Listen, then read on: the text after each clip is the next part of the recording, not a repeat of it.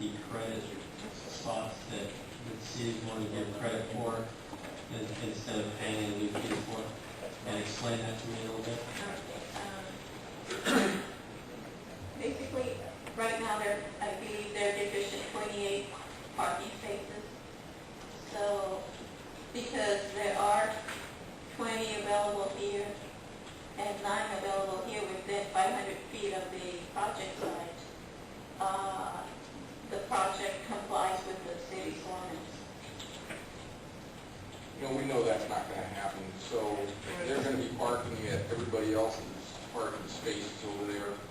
It appears that the city really needs to probably go to permit parking if we're going to allow this project.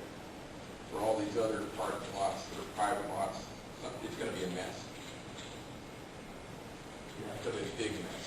I'm not really comfortable with giving credit. I mean, it's a snowball thing. I mean, our in-lieu fees are ridiculous, and now we're also going to give credit to spots that are a block and a half away that nobody's going to go park at. Why are we? I mean, if we're bound by some city ordinance, then that's one thing. But I certainly don't feel the need to go out of our way to give credit to a project where we're not in line with any other city when it comes to in-lieu fees about parking. And looking at the future of our downtown and the areas surrounding it, we're trying to develop parking, not eliminate parking, and this isn't working towards that goal. Just as a side note, I know that under Project Shade, the Economic Development Department is, I believe they're in the process of conducting a parking study, and I'm looking at Ms. Piedra. And maybe we'll get, according to the parking studies that we have on file that have been conducted in the past, there's more than enough parking spaces in the downtown. Those two are the To some extent, I agree with that, but the problem is some of that parking is centralized in one area, and I'll tell you what. I went to a conference, not to delay this, but I went to a conference in San Diego, and they talked about their mass transit and why in some places it wasn't being used. It was because the parking places were too far away from the places where you had to get on the trolley. That's the exact same thing here. We know that. I mean, just looking at, we know people are not going to park way over there and walk over here. They're going to be stealing parking spaces from everybody else. So, it's not a good project in that regard. the other problem I have with this, especially with the 9 stalls that are being proposed, is that's going to be right behind the transit station, the transit switch station. You can't give credit for those 9 spots to a project across the street when you know those 9 spots are going to be used by people that are going to be using our transit system. I mean, those are going to be right there next to where our switching station or transfer station is going to be. So in all reality, those are going to be used by people traveling on our transit system. Are we down by ordinance to give credit? I guess that's a question for Luis. Or is this something that we can make a decision on? Well, I really don't know. I'd have to check the ordinance. I wasn't prepared to answer that question. Okay. We're going to go ahead and open this up to questions. The public comment portion. So if anybody has anything pro to say, please come on up. State your name and address for the record. Good afternoon. Honorable Planning Commission, city staff, and the general public. My name is Carlos Romero. Proterra Engineering, we're the project engineers, and I would like to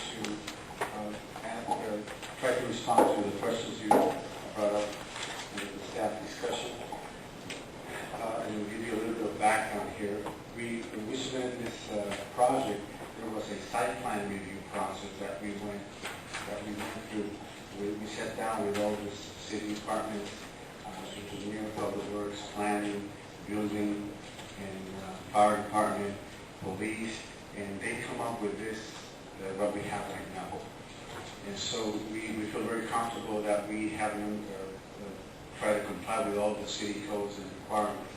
Now, as far as your question, the first item regarding the garages, that is something that we can do away with. We can leave them open and forget about it, closing them.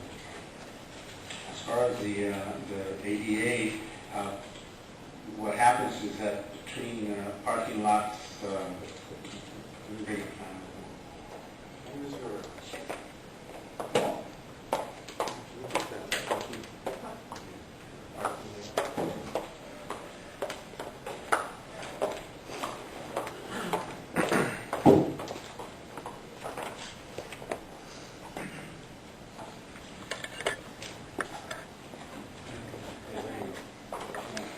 On the ADA, right here, you switch that stripe, we will have two ADAs right there. Now, right now, we're saying that, you can tell I'm nervous because okay, here we have an option for the trash enclosure, and here we have to talk to the company who's going to provide the service and see what's more convenient for them.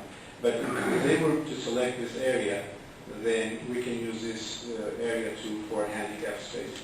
Worst case scenario is that if we would have to provide another handicap space, will be on this area right here, and we will end up losing one spot, which will then be short, instead of 28, will be short 29 parking stalls. So that's as far as the ADA. Now, as far as the credit, we mentioned, and we were under the impression that we would have to pay that fee. We wouldn't request a credit. Right now, that fee calculated at 800 is $22,400 to the city. Then there was another question regarding the second floor. The building department checked on that, and the only condition they imposed for ADA compliance was if there was any medical uses. That was based on the interim building code. So we mentioned that in the plan, and if there was any medical offices up there, then we're required to have an elevator. And if there was any other use, they were sure that it would be required. And I don't know if I'm missing one of the questions.